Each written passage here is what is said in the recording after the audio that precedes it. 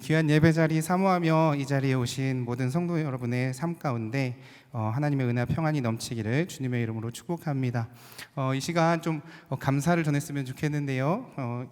예배를 위해서 애써주신 분들께 감사의 박수를 드리겠습니다. 우리 임마누엘 찬양대, 호산나 찬양단, 그 연극해주신 우리 선생님들, 네, 그리고 방송실에서 애써주신 모든 분들, 네. 그리고 우리 하나님께 영광의 박수 올려드리겠습니다. 네. 사실 이제 저도 이 연극을 제가 못 봤거든요. 요 연극하는 푸른교에서 하는 동안 제가 단기 선교 나가 있는 교회들을 이렇게 방문을 하느라고 이 연극을 못 봤어요. 근데 담임 목사님께서도 보시고 너무 좋다고 말씀해 주셔서 이제 저도 오늘 처음 보게 됐는데요. 제 마음이 왠지 짠해지고 찡해지고 큰 감동이 있었습니다. 그게 두 가지 좀 이유가 있는데요. 하나는 다니엘의 모습을 보면서 우리가 마음을 정하는 것이 중요하겠구나라는 그런 큰 감동이 있었고요. 또 하나는 여러분들 우리 다리오 왕, 다리오 왕, 그리고 또 누구셨죠? 아까 왕, 한번 일어나 보시죠, 잠깐. 네, 우리 왕들께서 좀 일어나 보시죠. 네, 여러분 교육국의 미래가 저렇게 밝습니다. 박수 한번 주세요. 이 모습을 보면서 너무나 마음이 짠해졌습니다. 아직 춘천중앙교회 교육국이 죽지 않았구나. 아직 희망이 있구나. 우리 선생님들의 이런 열정이 통해서 아주 큰 희망을 보게 되었습니다. 사실 교육국 사역은요 보이지 않는 사역 중에 하나입니다. 왜냐하면 여기서 어머니들, 부모님들이 예배 드릴 때 선생님들은 오셔서 아이들을 돌보게 되는데요. 뭘 하고 있는지, 어떤 사역을 하고 있는지 사실은 아무것도 모릅니다. 그래서 사실 선생님들이 교육국 사역을 하실 때마다 외로움도 있어요. 그리고 좀 아쉬움도 있고요. 이게 맞나 싶을 때도 있으실 겁니다. 그런데 우리 선생님들 때문에 사실은 우리 교회가 성장해 가는 겁니다. 선생님들의 헌신과 노고가 있어서 교회가 성장해 갑니다. 그래서 우리 선생님들이 앞으로 사역하시기에 사역하실 때 힘내시라고 주변에서 보일 때마다 같이 응원해 주시고 격려해 주시면 감사하겠습니다.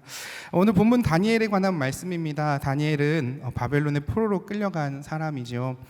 그런데 이 포로로 끌려가서 다니엘이 아주 큰 결정을 해요. 고백을 합니다.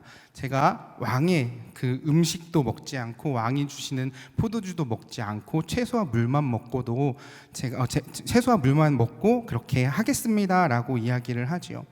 여기에는 아주 큰 결단이 있는 겁니다. 다니엘이 뜻을 정하였다라고 이야기를 합니다. 근데 이 뜻을 정하기 위해서는요, 그 전부터 교육이 되어 와 있어야 되는 겁니다.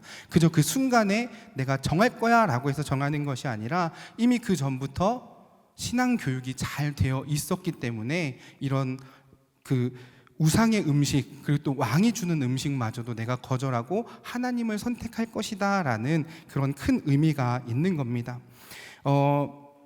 노진준 목사님이 쓴 다니엘서에 보면요, 요즘 시대가 선택을 못하는 시대다라고 이야기를 해요. 그리고 트렌드 코리아 2015에서 이런 현상을 일컬어 햄릿 증후군이라고 이야기를 해요. 여러분 햄릿 영화 아시죠? 죽느냐 사느냐 그것이 문제로다. 선택을 못하고 이렇게 저렇게 왔다 갔다 하는 그런 주인공의 말에서 따온 것인데요. 요즘 우리 아이들이 이런 증후군을 겪고 있습니다. 글쎄요, 잘 모르겠는데요. 아마도요, maybe 라는 단어들을 많이 사용을 하면서 그런 시대를 살고 있는 겁니다. 왜 이런 시대를 살고 있느냐? 결국은 기준이 없어서입니다. 무엇을 배웠는지 또 무엇을 알고 있는지에 대한 기준이 없다라는 거죠. 기준이 모호해서 결정하기 어려운 시대를 살아가고 있는 것입니다. 그래서 기독교 교육이 사실 되게 중요한 겁니다. 왜냐하면 기독교 교육은 선택할 수 있는 명확한 기준을 우리에게 전해주고 있기 때문입니다. 자, 그러면 한번 생각해 볼 것이 있죠. 다니엘이 어떤 교육을 받았을까? 우리는 성경을 통해서 다니엘이 어떤 교육을 받았는지 짐작해 볼 수 있어요. 다니엘은 유다 왕국의 요시야 왕 제위 기간에 아마 태어났을 것으로 성경 역사를 이렇게 보면 연도를 보면 유추할 수가 있습니다. 요시야 왕은 유다 왕국이 기울어갈 무렵 마지막으로 종교 개혁을 시도했던 왕인데요. 특별히 요시야 왕 18년엔 성전 수리 중에 율법책을 발견한 뒤로 철저하게 회개하고 유대의 온 백성들에게 하나님의 말씀대로 순종하며 살 것을 명령해요. 그 기간에 다니엘이 태어나게 되고 포로로 끌려갑니다. 그런 상황에서 다니엘은 아마 이 쉐마 교육을 받았을 겁니다. 쉐마 교육 제가 작년 그 기독교 교육 진흥주일 때 여러분들께 설명을 드렸는데요. 첫 번째는 이 쉐마 교육의 첫 번째 중요한 가르침은 하나님은 오직 유일하신 하나님이다라는 것과, 두 번째는 오직 하나님만 사랑하는 것이 우리가 해야 할 일이다. 그리고 세 번째는 하나님의 뜻에 합당한 모범적인 삶을 살아가라라는 것을 기초로 하고 있는데요. 중요한 교육의 모토로 삼고 있는데요.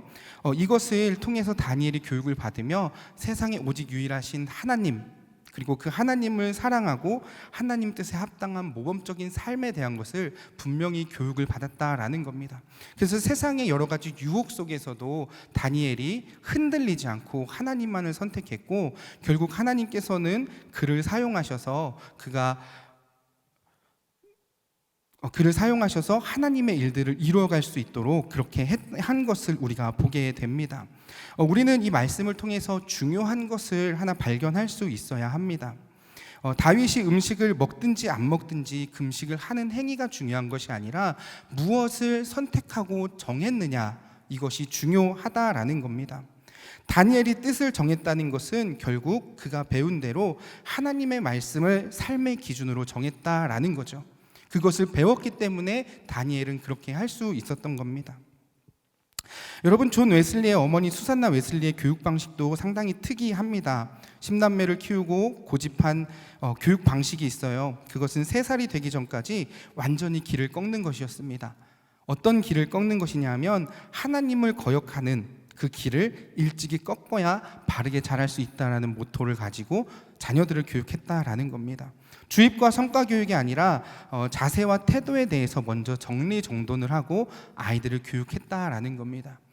기독교 교육은 이것을 지향하면서 가야 합니다. 아무리 좋은 줄기에 무성한 나무를 이식해도 토양이 잘못되면 나무의 미래가 없듯이 우리 아이들이 이 땅을 살아가며 바른 삶을 살게 하기 위해서는 기독교 교육이 중요하다라는 겁니다. 결국 다니엘이 마음을 정할 수 있었던 것은 바벨론의 포로로 끌려오기 전에 받았던 쉐마 교육이 그를 기본이 튼튼한 사람으로 만들고 말씀을 기준으로 사는 사람을 만들었다라는 거죠. 그리고 그 결과 하나님이 다니엘을 사용하셔서 세상을 바꿀 위대한 사람으로 성장시켰다라는 겁니다. 자, 그렇다면 우리가 기억해야 할 것은 과연 무엇입니까? 신앙의 기준을 잘 가르쳐주는 것이 오늘날 교사로 부름을 받은, 부모로 부름을 받은, 성도로 부름을 받은 사람들의 삶이 되어야 한다라는 겁니다. 그래서 오늘 이 자리에 계신 분들께 권면드리기는 자녀들에게, 손주들에게 하나님을 알려줄 수 있는 신앙의 선배님들이 되시기를 바랍니다. 혼란하고 혼돈한 시대에 다른 무엇보다 신앙의 기본기를 알려주어 우리 아이들이 말씀과 기도로, 예배로 삶을 회복하며 하나님의 말씀대로 뜻을 정할 수 있도록 교육하는 모든 이 자리에 계신 성도님들 되시기를 주님의 이름으로 축복합니다. 특별히 이러한 직분을 우리에게 주셨음을, 이러한 사명을 주셨음을 기억하며 맡겨주신 믿음의 삶을 살아가는 여러분들 되시기를 주님의 이름으로 축복합니다.